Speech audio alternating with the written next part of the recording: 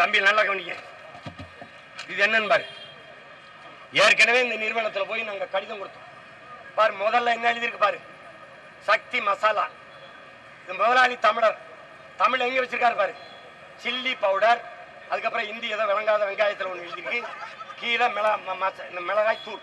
அதுக்கப்புறம் கன்னடத்தில் எழுதியிருக்கு. கன்னடத்தில் எழுதியிருக்கு பார்த்துக்க. அவர் என்ன பல தடவை நாங்கள் கொடுத்து அது மதிக்கல. ஏன் என்ன பண்ணி போடுவான் என்ன பண்ணி போடுவான். இதை எப்படி நீங்க பார்த்துட்டு இருக்கிறீங்க? எப்படி இது மிளகாய் தூள்னு முதல்ல எழுதுனா அதில் கெட்டு போயிருமா? தமிழன் காசு வேணும், தமிழ் வேணாமா? உலகத்தில் எந்த மொழிக்காரன் தன் தாய்மொழியை இழிவுபடுத்துவான்? எந்த மொழிக்காரன்? நீ பீகார்ல, குஜராத்ல, ராஜஸ்தான்ல சொல்லுங்க, இது மேற்கு வங்கத்துல அல்லது கர்நாடகால, ஆந்திரால, கேரளால இப்படி நீங்க எழுதிட முடியுமா? எழுதிட முடியுமா? அவன் மாநிலத்துக்கார முதல்ல இங்கிலீஷ்ல எழுதி, ஹிந்தியில் எழுதி, பிறகு மலையாளத்துல அல்லது கன்னடத்துல, தெலுங்குல எழுதுவாரா? வானூர்தியில் ஏறினா ஹிந்தி, பெங்காலி, அப்புறம் போச்சுபுரி எல்லாம் அறிவிப்பான். அந்த பணிப்பெண் சொல்லுவாங்க ஹிந்தி, இங்கிலீஷ், போச்சுபுரி அப்படின்னு. தமிழ்ல மட்டும் வராது.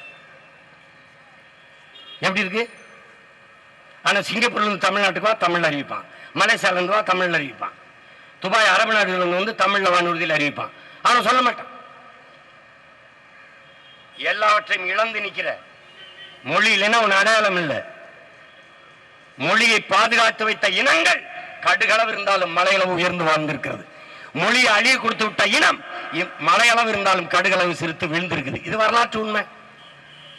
இது வரலாற்று உண்மை. இவர் யாரு போய் கேட்கறது?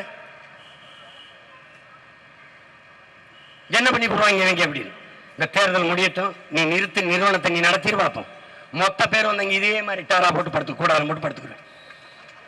நீ முதல்ல என் தாய்மொழியில் எழுது, கரும்பு அப்புறம் எந்த மொழியில எழுது.